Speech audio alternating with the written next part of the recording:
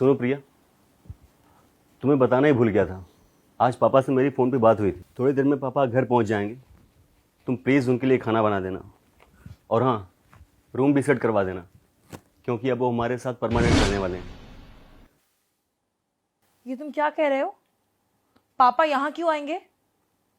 मुझसे किसी का काम नहीं होता। वो यहाँ नहीं रह सकते। उन्हें आज के आज यहाँ से जाने को कह देना। प्रिया, मैंने कहा ना, अब वो यहीं रहेंगे। ठीक है, तो या तो वो रहेंगे या फिर मैं।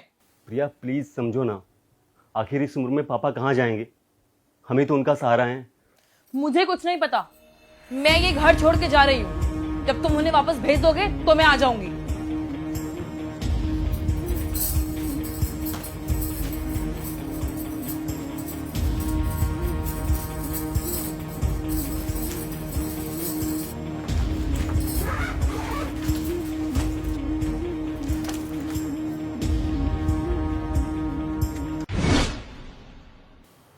अरे पापा, आप अचानक यहाँ कैसे? बेटा, मेरी तो सुबह दामाद जी से बात हुई थी।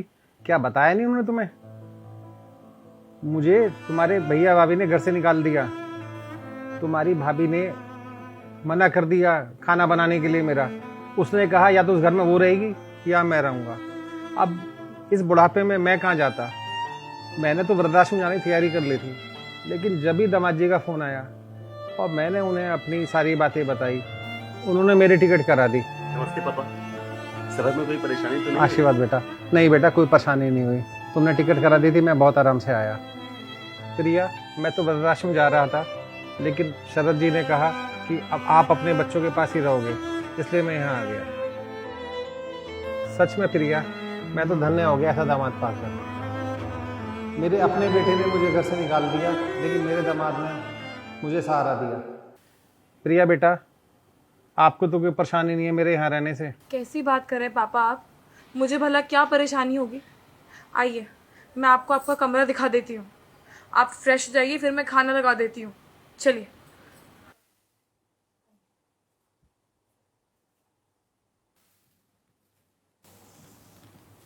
आई एम रियली सॉरी शरद।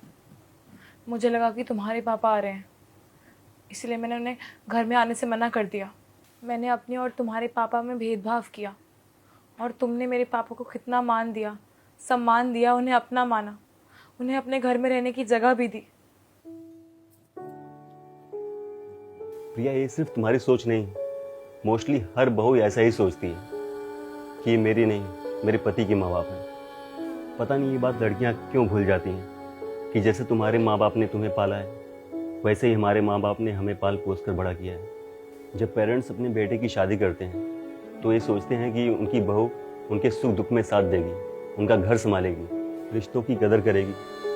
लेकिन तुम लोग माँ बाप को उसके बेटे से अलग कर देते हो, पर तुम भूल जाते हो कि तुम्हारे भी माँ बाप हैं, भाई भाभी हैं। अगर तुम्हारी भाभी तुम्हारे पेरेंट के साथ ऐसा करेगी तो तुम्हें कैसा लगेगा? इसलिए घर को जोड़ने का काम करना चाहिए, न कि तोड़ने का।